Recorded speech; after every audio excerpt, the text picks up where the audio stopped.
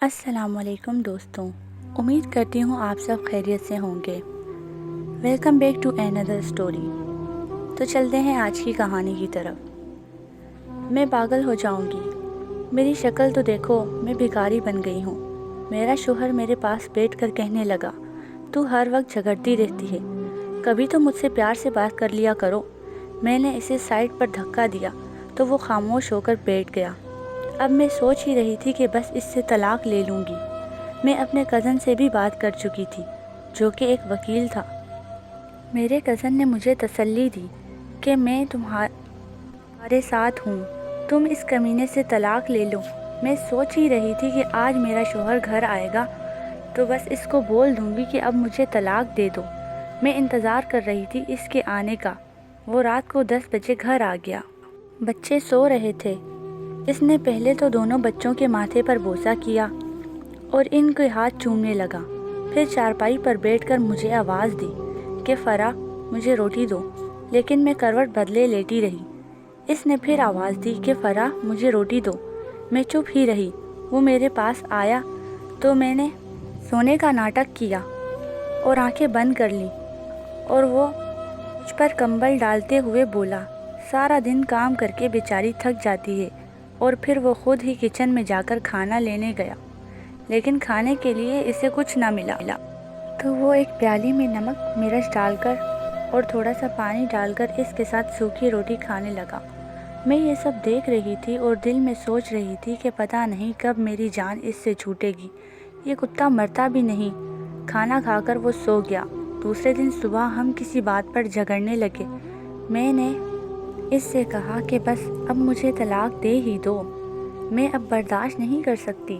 وہ طلاق کا نام سنتے ہی چپ ہو گیا۔ اس کے بعد وہ اٹھا، بائک اسٹارٹ کی اور باہر کی جانب جانے لگا۔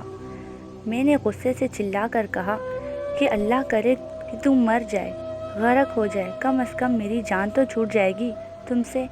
وہ بائک باہر کھڑی کر کے دوبارہ اندر آیا اور کمرے میں آ کر کاپی پر کچھ لکھنے لگا اور پھر دوبارہ چلا گیا۔ میں اسے گالیاں دے رہی تھی، رو رو کے تھک گئی تھی۔ میں ارادہ کر لیا تھا کہ بس اب اس انسان کے ساتھ نہیں رہوں گی۔ اتنے میں بچوں کو ساتھ لیا اور گھر سے جانے ہی لگی تھی کہ اپنے محلے میں ایک شور سا برپا ہو گیا کہ ایک لڑکا فون پر بات کر رہا تھا کہ یار ساجد کا ایکسیڈنٹ ہو گیا ہے اور وہ مر گیا ہے۔ یہ سنتے ہی جیسے مجھ پر قیامت آ گری۔ میں ساکت ہو گئی۔ کچھ دیر بعد ساجد کا جنازہ گھر لایا گیا۔ سب لوگ قبر کھودنے کی بات کر رہے تھے۔ کچھ جنازہ دفنانے کا ٹائم دیکھنے لگے۔ مسجدوں میں بھی اعلان ہونے لگے۔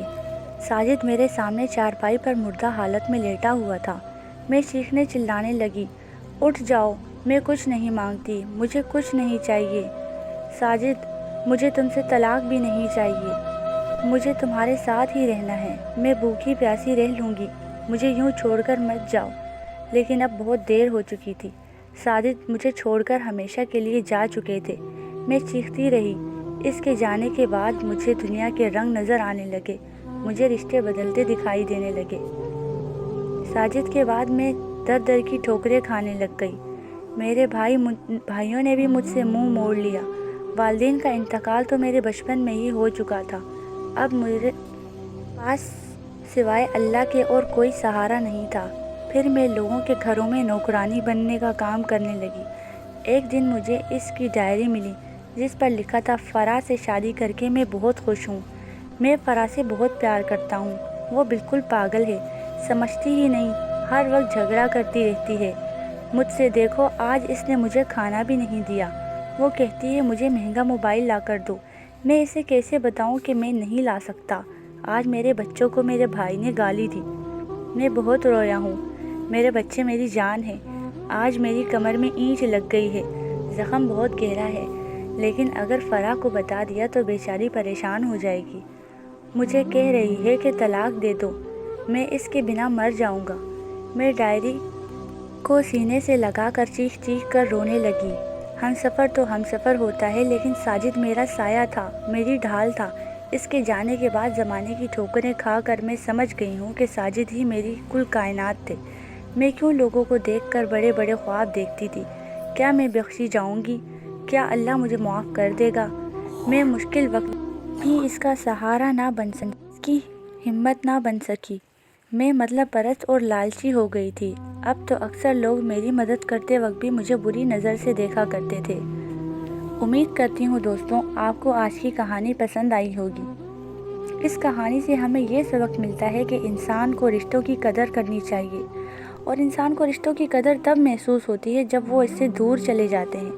اس لیے ہمیں ان لوگوں کی قدر کرنی چاہیے جو واقعی ہم سے محبت کرتے ہیں اور ہمارے لیے قربانیاں دیتے ہیں۔